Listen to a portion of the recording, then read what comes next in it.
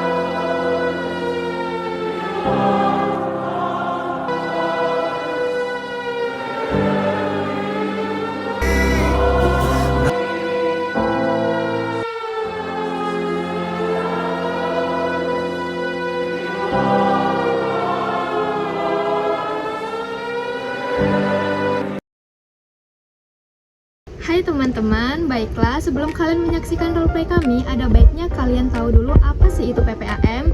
PPAM merupakan pelayanan pencegahan dan penanganan awal masalah kesehatan reproduksi. Ialah paket layanan awal yang dilakukan saat terjadinya bencana atau krisis untuk memastikan kebutuhan kesehatan reproduksi itu tetap terpenuhi, terutama bagi kelompok rentan seperti ibu hamil, ibu melahirkan, bayi baru lahir, dan wanita usia subur.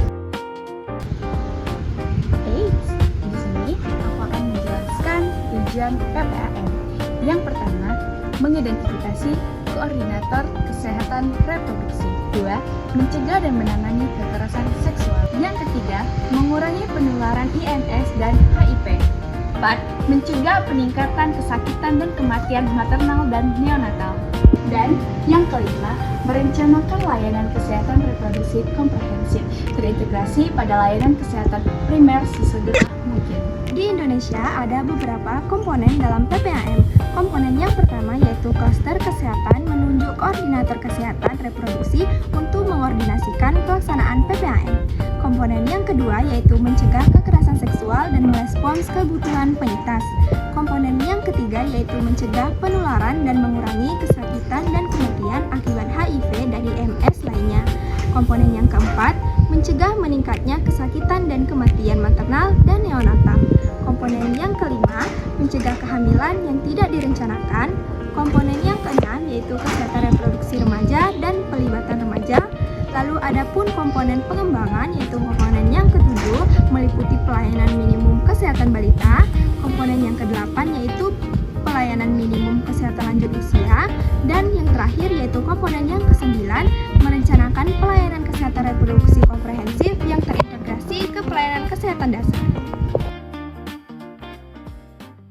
Pasca terjadinya gempa dan tsunami, pelayanan kesehatan itu menjadi terganggu, yang dimana ibu hamil, ibu nifas, dan bayi baru lahir itu menjadi kelompok rentan karena resiko komplikasi dan kematian yang meningkat.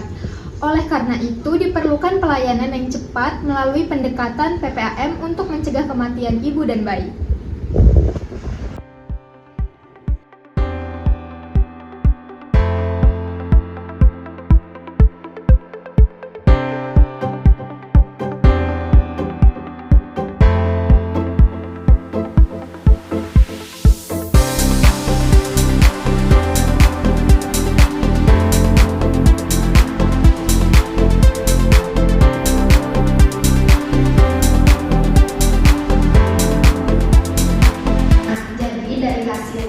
kita tadi, kita harus melakukan pendataan pada ibu hamil di seluruh pengungsian, terutama pada ibu hamil yang trimester akhir. Itu kami sudah ada mendata Bu, yang didapatkan itu ada 5 ibu hamil, terus 2 diantaranya itu udah mendekati persalinan. Itu ibu yang sudah mendekati HPL, maka kita harus memisahkan kontaknya ya, kita harus memisahkannya di koordinator kesehatan yang ada di sini.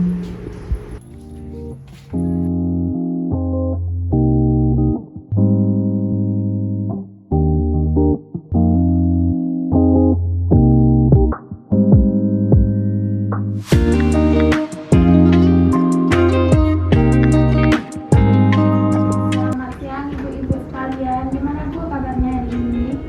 Saya lebih sering pusing Bu semenjak di sini. Pusing ya Bu ya. Selain pusing ada keluhan lain nggak Bu? Nggak ada sih Bu, bayinya juga akbar. Jadi Ibu ngerasa pusing dan nggak ada keluhan lain ya Bu ya. Jadi untuk mengatasi hal-hal tersebut, ibu-ibu sekalian yang pertama itu harus mencukupi ininya Bu, gizinya. Ibu boleh kan disebutkan walaupun kita sedang menghadapi bencana seperti ini, tapi ibu sekalian harus tetap memperhatikan kondisi ibu dan janinnya. Kemudian saya bakal masih tahu nih tanda-tanda bahaya tentang kehamilannya ya. Nanti kalau misalnya ibu ini ada merasakan bahwa ada keluarnya darah dari jalan lahir, kemudian dedeknya tidak bergerak selama sehari atau mungkin lebih hebat, maka ibu itu harus segera melaporkan ke pos kesehatan yang ada di sebelah sana ya ibu-ibu. Gimana ibu yang lainnya, ada keluhan lain ya Bu? Tidak ada Bu. Tidak ada ya Bu ya. Ini kita ada membawa suplemen dan juga makanan bergizi untuk ibu-ibu. Nanti bisa diberikan kesempatan ya. Nah Ibu, ini juga ada kit ibu hamil. Nah, ini nanti akan diberikan sama rata, akan diberikan ke semuanya ya Bu ya. Nah untuk kebutuhan ibu sama hamil itu nanti sudah ada di situ semua ya Bu. Ya Bu, terima kasih ya Bu.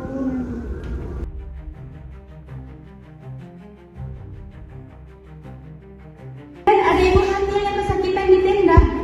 Kesakitan bagaimana Bapak? Perutnya sakit Bu, dia lagi hamil. Oh baik, kalau begitu maka ibu minta tolong ibunya segera bawa ke sini ya. Iya Bu. Untuk alat persalinan dari Bu Poli tolong ambulan ya Bu ya untuk siaga. Siap Bu, siap begitu kita masuk. Bukan sakit Bu. Bu, saya sakit Bu. Tahan lagi.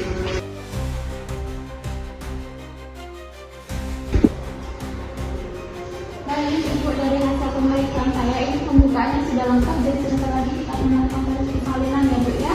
Ibu gimana Bu, siap ya Bu ya? Gimana Dek? Baik Bu Bidan, ini alat bersih, alat steril, sarung-sarung sudah siap semua Bu Bidan. Baik, kalau begitu pasti kita seperti steril ya Dek ya, biar untuk mencegah infeksi pada persalinan. Kalau begitu kita mulai proses persalinan ya Bu ya. Kan sudah siap. Baik, kalau begitu kami mulai proses persalinannya ya Bu ya. Ya Bu.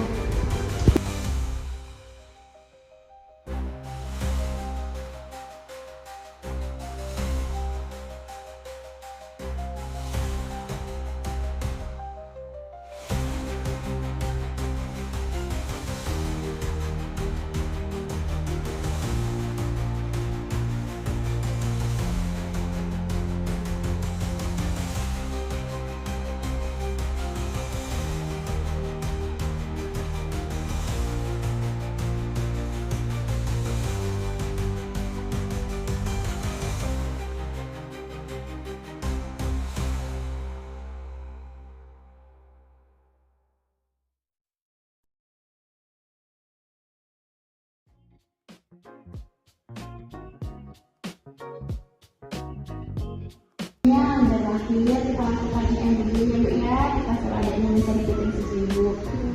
Iya Bu ya. Coba ibu dulu.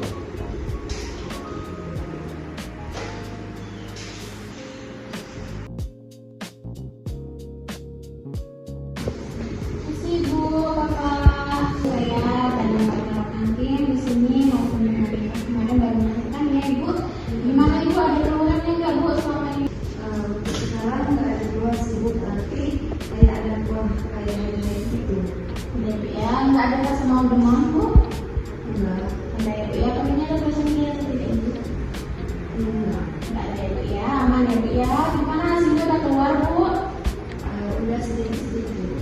Ya, jadi nanti lanjutkan ya Bu ya menyusuinya walaupun dua sedikit tetap apa.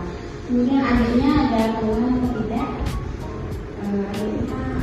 Untuk sekarang masih nggak ada keluhan Ya, boleh dibacakan lanjutannya ya Bu ya.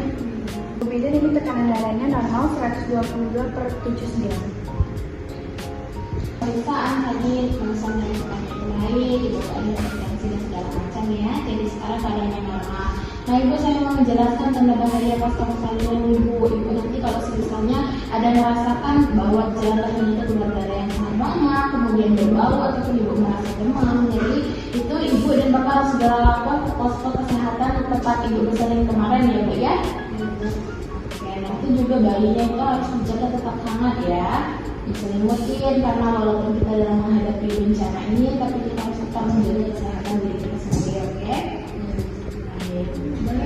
Ibu, ini dari kami itu ada memberikan tips untuk ibu ibu dan juga ibu rumah tangga. Nanti segera keperluan dan kebutuhan ibu serta adiknya itu sudah ada di dalamnya ya.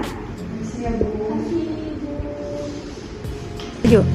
Pelayanan ibu hamil, persalinan darurat, serta ibu nifas dan bayi baru lahir dalam situasi bencana bertujuan untuk mencegah kematian ibu dan bayi melalui pelayanan yang cepat, tepat, dan terkoordinasi.